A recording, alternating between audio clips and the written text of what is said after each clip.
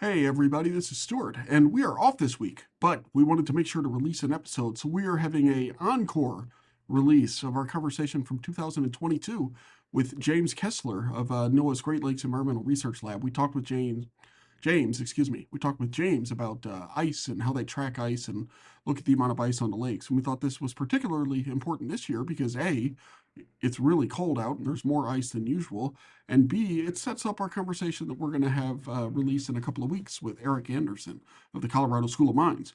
But that's a couple of weeks from now. For now, enjoy this conversation, again, from February of 2022 that Carolyn and I had with James. We think it's good. We talk about lake ice, shoveling snow for ice hockey, all sorts of stuff. Fun stuff. Enjoy. Thanks for listening, and we'll see you in a couple weeks. Teach me about the Great Lakes. Teach me about the Great Lakes. Welcome back to Teach Me About the Great Lakes, a twice-monthly podcast in which I, a Great Lakes novice, get people who are smarter and harder working than I am to teach me all about the Great Lakes. My name is Stuart Carlton, and I work with Illinois Indiana Sea Grant at Purdue University. And I know a lot about the bruises that you get when your 3-year-old daughter pummels you over and over and over again while faking taking a nap. But I don't know a lot about the Great Lakes.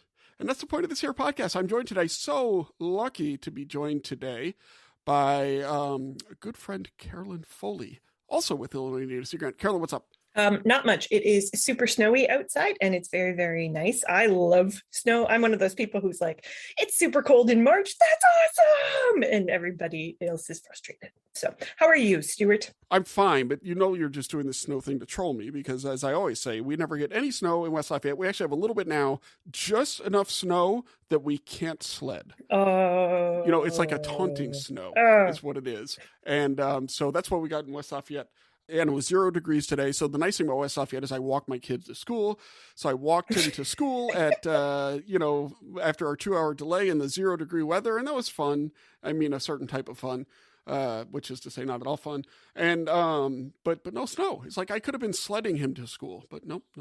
Yeah, and that would have been easier to pull along. So one thing I do want to say, I never knew the 2-hour delay thing until I moved to Indiana. That was not something that I heard living like slightly farther north, not like super farther north, but it was always like you either have school or you don't have school. Actually, the popular thing was the school's open but the buses aren't running. And because I could walk to school, my mom was like, you are going to school. And so yeah. Probably is why I'm a responsible person today. But yeah, I was also Is that why? Because you didn't have who knew? Yeah. Well, congrats to you on being responsible. And let me just send out the tweet. I forgot live now. And we'll get rolling. Well, actually, it's funny that you should talk about all this snow and everything and ice because we're here to talk. You know, it's winter. Right, which in addition to being just devastatingly psychologically difficult in this area due to the lack of sun and the aforementioned cold and the complete lack of snow to temper the psychological difficulty, it's a time where the lakes get covered in ice, or at least they should get covered in ice. And so we're here to talk about lake ice. Was lake ice a thing for you growing up? Yeah, I mean, it was sort of, you'd like watch the local streams and like try to figure out if you could go out on them. And then, you'd go to an arena and it was like perfect ice, and you go out on like a river or something like that. It's like, it's lots of fun. But yeah, people would like shovel off spots to play hockey. And yes, so lake ice. And then also the other thing that's really, really cool is like the shelf ice along the beaches is so pretty. So yes. So wait, hold on. So to play hockey, so you would have a lake and it would have enough ice, but it would just be but there'd be covered in snow, and so you'd have to snow shovel the lake to clear out a hockey rink. Yeah. What a world! Yes. What a world! Person from Louisiana. Yes. All right. All right. Well, let's just jump right to it. We're going to bring in our guest, and since he's a researcher, I think we all know what's about to happen. So let's just make it so.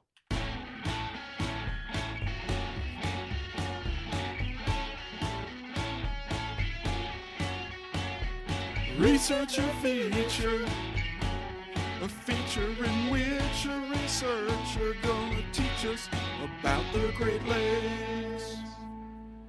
Our guest today is James Kessler. He's a physical scientist with the NOAA Great Lakes Environmental Research Laboratory over in Ann Arbor, remote in Ann Arbor right now. Not that Ann Arbor is remote. Anyway, my point is, James is our guest. How's it going today, James? It's going great. Excited to be here. We're excited to have you. We are. So we saw you were talking about ice with some people. We said we want to talk about ice too. We've had an episode or two about ice, but it's really important right now. And specifically ice coverage, like in the Great Lakes, So this is an important thing that y'all measure every year, right? Is that what you'll do? Yeah. So folks have, I not myself included, but folks have been measuring ice cover for almost 5 decades. So we have records going back to the 70s. Across the whole Great Lakes, you guys have been measuring for 5 decades. Correct. That's awesome. Obviously, it's gotten, that the forms of measurement have gotten, more frequent and a lot better over the years, but. Huh. So how do you measure ice coverage? I picture like satellite imagery. Do you do like automated, machine learning based detection or something? Or yeah. What's up with that? So I have to give credit to our partner agencies that we work with, the U.S. National Ice Center and Canadian Ice Services. They do really the heavy lifting with, the processing of data for the observational data. And yeah, a lot of it's remote, satellites and planes in various parts of the electromagnetic spectrum. They have radar in the microwave, I believe, which can see through clouds, visible images.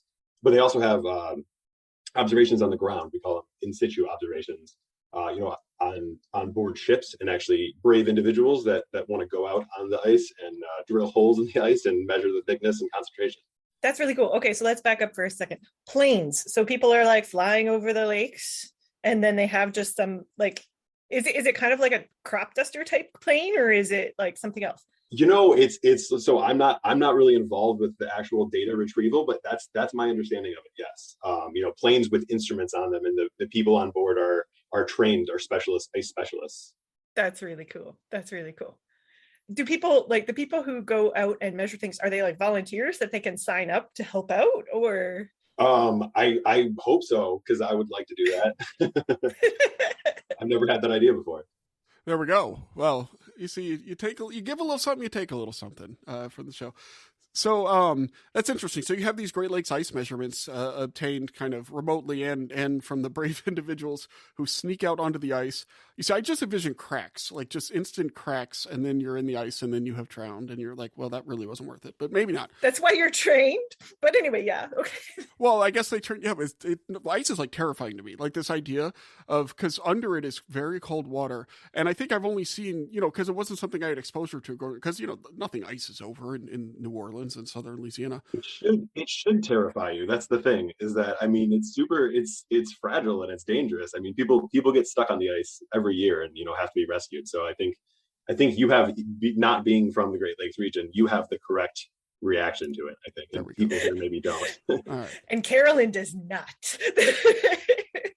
And James didn't say that. Carolyn said it. No, but it was obvious to most people listening. So they go out on the ice. This is not on the list of stuff, but they go on the ice like they're on their truck. They're going to ice fish like in that Letterkenny or whatever, or they're going to snow shovel and play hockey.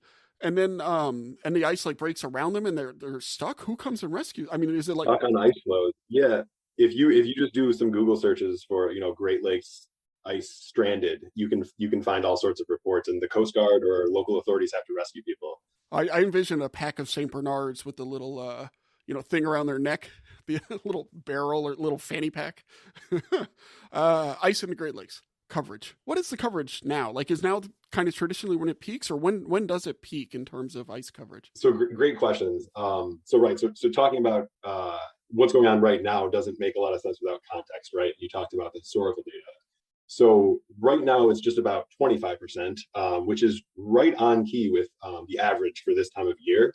And I'll try to not throw too many numbers at you, because you can talk about each lake individually, right? Or you can talk about all the lakes combined. So that 25% was for all 5 lakes, and that the maximum actually typically doesn't occur until mid to late February, and that's on average about 50%. So we're on track sort of to hit that, but who knows? But we're only about halfway there, and it is pretty early in the season. As far as individual lakes, Lake Ontario, Michigan, and Huron are almost exactly equal to their historical averages for this time of year. Superior and Erie are both a little below average. Superior is about 10%, Erie is about 45%. And those two lakes are sort of on the opposite ends of the spectrum. And that's basically because Erie is so shallow that it has a really small amount of heat content, so it cools the fastest and freezes the earliest and probably the most And Superior is just the opposite, right? It's so massive, so it takes so long to freeze. So yeah, I would say I've been calling this sort of a bizarrely average year, because we're sort of right on track, and it's not typical to be that way.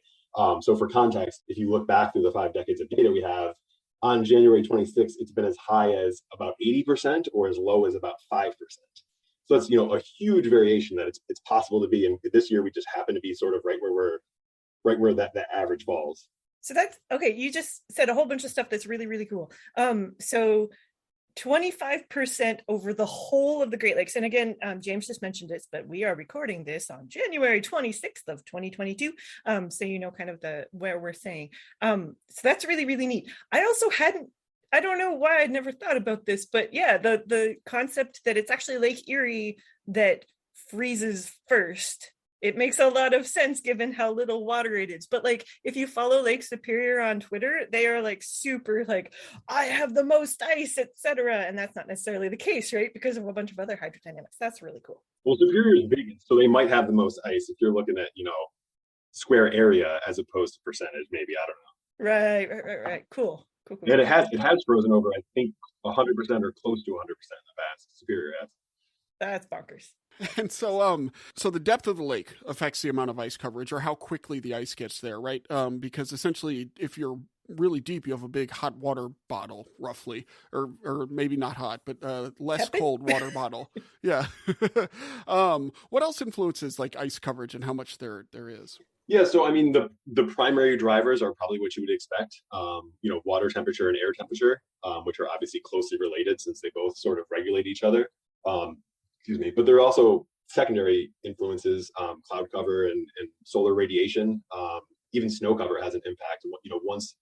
Once there is ice, it can accumulate snow on top of it, so that you have to shovel it off when you want to play hockey and whatnot. But that snow acts as an insulator. It actually has a higher albedo or reflectance than uncovered lake ice. So that's going to influence things as well. Albedo. So that's how reflective it is. And so the more reflective it is, it more sunlight bounces off of it, and therefore less heat, because less of the heat's being absorbed, right? Got it. So if it looks like a duck and it anyway, okay. I don't know the albedo of ducks. The albedo effect. We'll put a link to that in our show notes, which you can find at teachmeaboutthegreatlakes.com/50, the number 50, because this is our 50th episode. We should have had like a thing. I don't even have like a buppa, do I? I have no idea, but we shouldn't make James wait while you search for it. That's probably true. That's what we got. All right. Yeah, I won't search for a new buppa, but in your mind, imagine that was a buppa. Buppa. Okay. Great. Anyway, but so over time, how is so when I hear this, I hear about heat mattering, and I hear about, whether I'm immediately thinking there's a climate change story here. Is there kind of a climate change story with ice? Is like the amount of coverage. So my guess is, and you can tell me if this is right, is that, every year may vary, but in general, the amount of coverage is probably going down as the world warms. Is that what we're seeing, or what? Yeah. So in short, I would say that's correct. So as I was mentioning, we've got 5 decades of data, and that's, for each lake and for each point in time and each point in space. So it's tons of data to look at. But if we sort of try to simplify it and collapse it down a little bit, we can look at the annual maximum ice cover for each year. So that's what it sounds like, the highest percentage of ice cover for a given lake for a given year going through time. And if you look at that data, it's super high. There are super highs and super lows. It's very noisy. But there are trends that show us that maximum ice cover is decreasing. And it is different for each lake. Superior is decreasing by about 7% per decade, where Michigan is about half that, 3.5% per decade. And that's in regard to that annual maximum. I think the Great Lakes as a whole, I think it's somewhere in between there, about 5% per decade. And those trends are what we call statistically significant, meaning that they're not due to random chance. They're meaningful trends.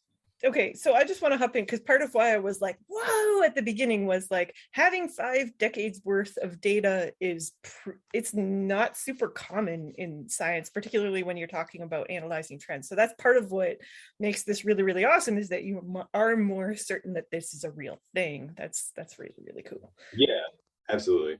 But think about, so quick clarification on percents, because this always confuses me with them. So it goes down, let's say 5% per year. So that means in year one, it's 100%. In year two, is it 95%? In year three, 90? Or is it the kind of thing where, so is it absolute or relative percentage? Is it percentage points or what? I usually try and clarify that, but then I just talk in circles and I think I confuse people. So thank you for asking. You're correct, except, and maybe I misspoke, but those percentages are per decade, not per year. If it was 101 decade, the next decade it would be 90 and so on. Yeah, they're absolute percentages. Oh, wow. So that's even faster. Okay.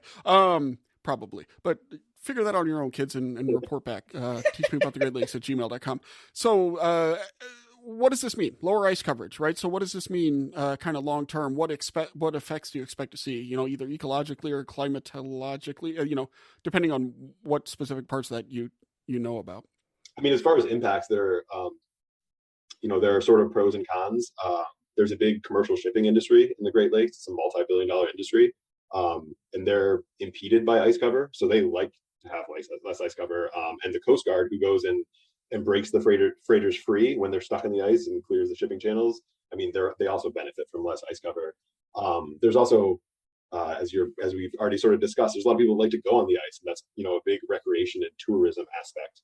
I say on the physics side, I think your background is more in ecology, but I'm aware of microorganisms and fish that depend on the ice for food and for spawning. So that's really important. So when there's less ice, they don't have a place to do that.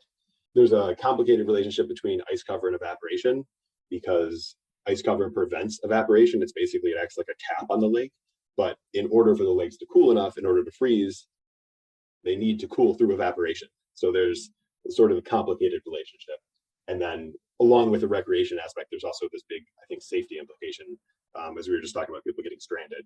And with less ice cover and a huge variation in ice cover, that gets tricky because people assume, oh, it's a certain time of the year, it's safe to go on the lake here, and maybe last year was different than this year, and you're going to find yourself needing to be rescued. Oh, so what was once thick is now maybe a bit thinner, huh? Unlike me during the pandemic. But that's pretty significant then. And I'd like to point out, with all this climate stuff, it's really complicated. In that, there's going to be some benefit to some people or some industries, even though there's also a lot of sort of negative of it too. But the stuff is really complicated. And it reminds me of when we were speaking with Vidya Balasubramaniam, and she was talking about also this may be a chance to think about that, right? And think about structuring things in ways that are more justice oriented. But a lot of complicated stuff. So is this decreasing amount of ice over decades? Is that kind of baked in at this point because of climate stuff, or is there a way that it might get reversed? Yeah, so I think we're still going to see high ice years going forward because of that variability that we talked about. If you check our website, you can see the annual maximum ice cover that I mentioned. You can see that as sort of a chart. You can see just in the past decade, we've had 3 super high ice years. So a lot of people see that and say, is it really changing? And that's why I think it's really important to use statistics to try and find the trend and see if there's a meaningful trend. As far as future impacts, I'll just say that, Earth is a system and that the lakes are regulating the air temperature and vice versa. So I'll kind of defer to climate scientists that are studying the atmosphere because those changes are going to directly influence the changes in the lakes. Cool. So you mentioned some of the products that you have available on your website for people to look at. And so we can add some links to those to the show notes, which again is teachmeaboutthegreatlakes.com/50, right? But can you talk a little bit about who uses those products? Like what types of products do you have available? And then sort of, do you have a sense of who uses them? Sure. So one thing that I think is really great and came to mind when we were talking about how this year compares to prior years are these what a lot of people call spaghetti plots, which are, you can think of as line plots with every year of ice cover data overlaid. So it looks like a mess of spaghetti because it's all these lines overlapping. But then in more bold lines, you can show this current year and then also the long-term average. So that gives you a sense of what's ice cover right now, what is it on average, and how high and low has it been at this point in year, and also where are we headed. You can sort of take a guess looking at that. We also have, as I mentioned, spatial maps. So those, the other plots that I was talking about are collapsing an entire lake down to a single line and just calling it a percentage. But there's a lot more to the story than that. There's also the spatial distribution of ice cover. So we have spatial maps or charts and the data behind those if people actually want to, really get into it. For any given day going back to 1973, when ice cover was observed. And it used to be bi-weekly, and more recently now it's actually daily. So that's sort of the historical. We also have today's, or depending on when you're looking, maybe yesterday's ice cover, which is provided by the National Ice Center. And then we also have a forecast for the next 3 days, soon to be 5 days. And that's from a model simulation. Obviously, it's a forecast. And if you want to know more about that, you can check out the Million Little Triangles episode. That describes, among other things, the very complicated hydrodynamic and thermodynamic model, which is just basically the currents and temperatures of the lake. But that model has a ice component to it. So we're able to predict the ice cover and then use the great charts that we have to sort of validate that model as well. That's awesome. You're more pro than we are, James. Yeah. That's teachmeaboutthegreatlakes.com/3434 with Dr. Eric Anderson, who is now with the Colorado School of Mines, but was with Calero at the time. And the Lakey award-winning Dr. Eric Anderson. Yeah, and I was going to say that James Kessler is putting himself in line for a Lakey 2023 award for like Best Guest Award. I dropped the episode for you, Carolyn and Stuart, so thank you for that. Yes. We don't play favorites, but there may be a special category of Lakeys for self-promotion. Yeah. So, Carolyn, you also asked about users. So I don't want to miss that, because that's obviously important. We can make all these great products, but if nobody's using them, it's not that great. So I mean, there are just curious individuals. I'm surprised how many people just like to track this sort of thing, just sort of for fun. There's fishermen, coastal resiliency planners, the commercial shippers, and even, like I said, the Coast Guard. Obviously, some of these people are more interested in what's going on right now in the future. They don't care about what happened, 10 years ago necessarily, but variety of users for sure. Right, cool. Yeah, and I was also thinking, part of why I asked that question is because we get asked questions by like meteorologists all the time about like lake temperatures at a particular spot, and making these kind of, I like calling them spaghetti plots. I like that term. So we've had lots of requests for those. So it's really, really cool. And so again, we'll put some links so that people can have a look at what's available. But you talked about like all this massive data that you have available. You talked about some of the products that are available. James Kessler, is there a product that you would love to make if you could? It can be as crazy as you want because our show is weird. So is there anything that, like, if you could have a dream like ice coverage predictor or whatever, what would it be? Yeah, so I do a lot of modeling in my work, and I've done it with the atmosphere or the lakes and ice cover, and even the streams and runoff over the land. Being able to connect the Earth system, so that information between all these different models can flow both ways. So there's a two-way arrow between all of those different components. We call this model coupling. And it's a dream because it's too complicated to implement right now.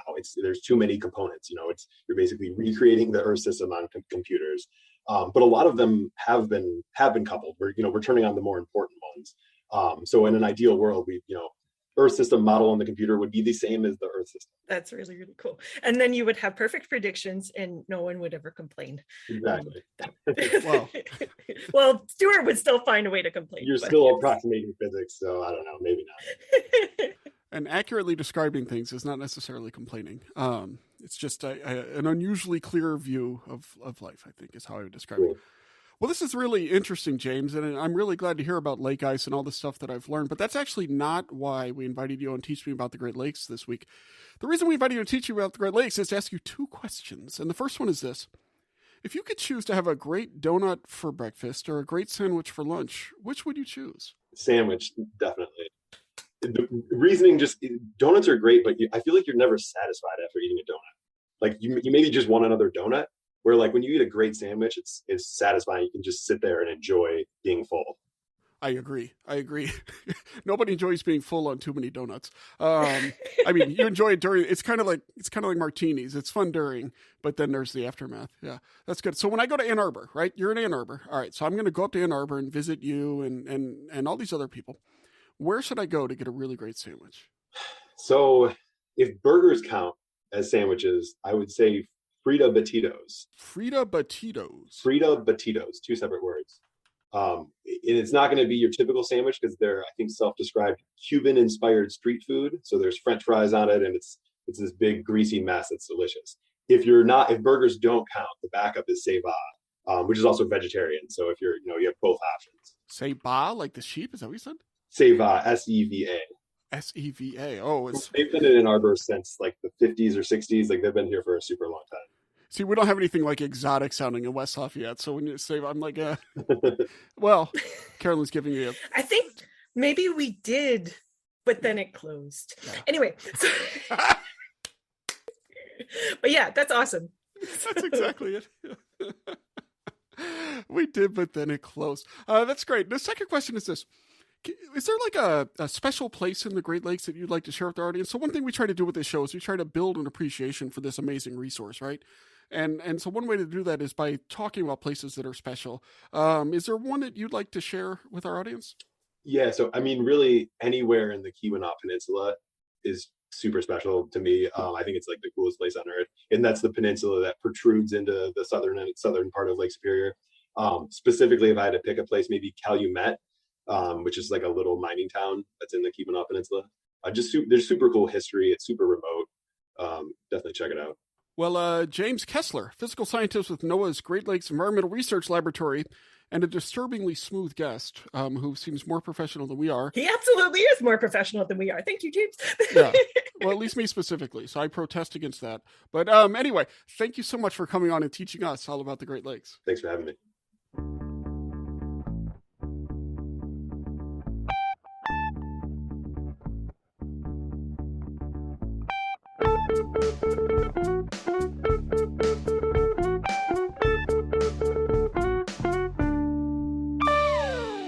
Yeah, what a super knowledgeable guy. Obviously, it's really important stuff. And I hate it when the physical scientists talk better than I do. It's just really frustrating.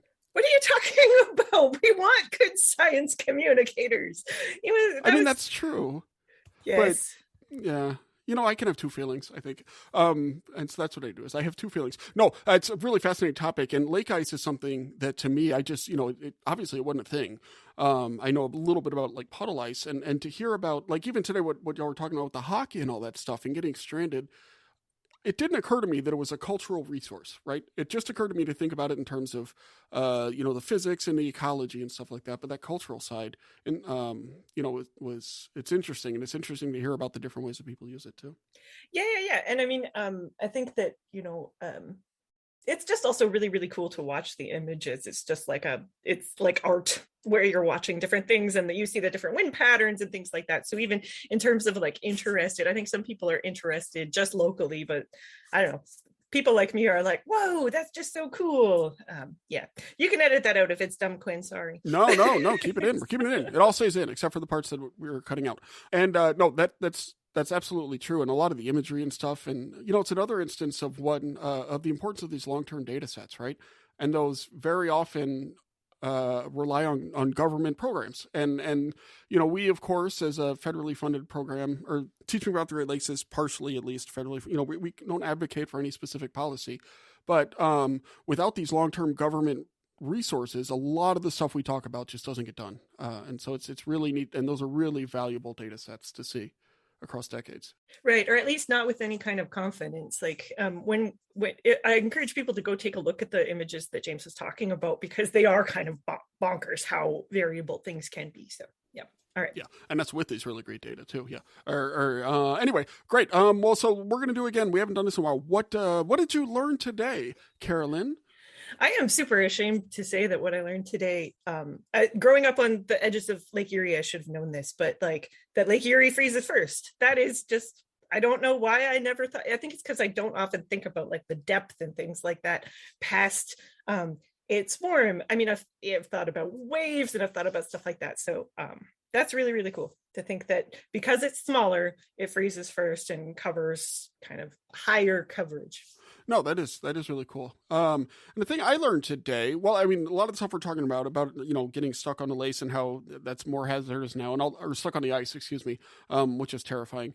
But it's the term spaghetti models, which anybody from the southeastern United States, that is a triggering term because that's what they use the spaghetti diagram when they're modeling hurricanes. hurricane paths. And so you're used to looking at the spaghetti diagram and then finding the European model and looking at the different model runs and all that stuff. And so they call that the spaghetti diagram too. So I hear that. But of course they use it for this as well. Different applications. Yeah. And this is not triggering in the same way. It doesn't make me worried that I'm going to have to evacuate. All right. Boy, I don't have any announcements. Do you have any announcements? Are we ever going to do a book club episode? I don't want to announce that because who knows? Okay. Right? Free to Death and Life of the Great Lakes, we may do a book club episode. I was honestly hoping that it just went down the memory hole, but Carolyn decided that it's not going down the memory hole. You can edit that out if you want. No, that's the only announcement we had for a long time. But yeah, nope, no announcements. No announcements. Well, you know what you can do? We're going to have a call to action. You see, we're building engagement. That's what you do on a podcast. I was reading all about this. We're building engagement. So how do you use lake ice, listener? Why don't you send us a tweet to the tweet at Teach Great Lakes. Thank you. Or an email to teachmeaboutthegreatlakes@gmail.com. Tell us a lake ice story or call the hotline and we'll put it on the air. You know, if you call us, or we'll read your story in there if you want, or if you don't want, you just want to inform us, that's cool too. Yeah, we actually really like to hear from you. So yeah, no, we do. We get email periodically and the occasional tweet is super fun. And it helps us to build a better show, frankly, because it gives us a wider breadth of experiences to pull from as we think about what topics we want to talk about and the ways in which we want to talk about them. Also, you could be talking about ice now, but remember, in just a few months, the ice will be gone again, and we will be out swimming and boating and fishing. That we will. Well, we won't be swimming because the water is too cold to swim in the summer, but that's a different issue. Yeah. All right. Teach Me About the Great Lakes is brought to you by the fine people at Illinois Indiana Sea Grant, and we encourage you to check out the great work that we do at iiseagrant.org and at ILINSeagrant on Facebook, Twitter, and other social media. Probably Instagram. I don't think we have a TikTok. Should we have a TikTok? No, there's been a hard pass on TikTok thus far.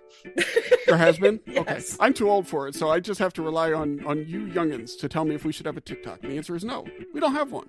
Don't even bother. Teach Me About the Great Lakes is produced by Hope Charters, Carolyn Foley, Megan Gunn, and Renee Miles. Ethan Chitty is our associate producer and our fixer.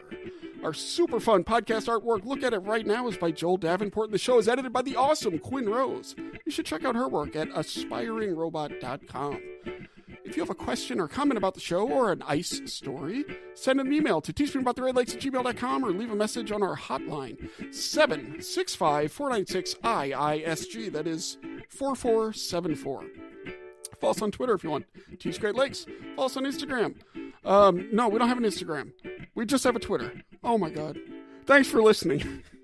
And keep grading those lakes. And keep grading those lakes.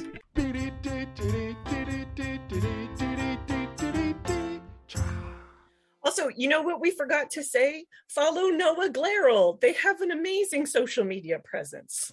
Oh, well, you know what? You just said it.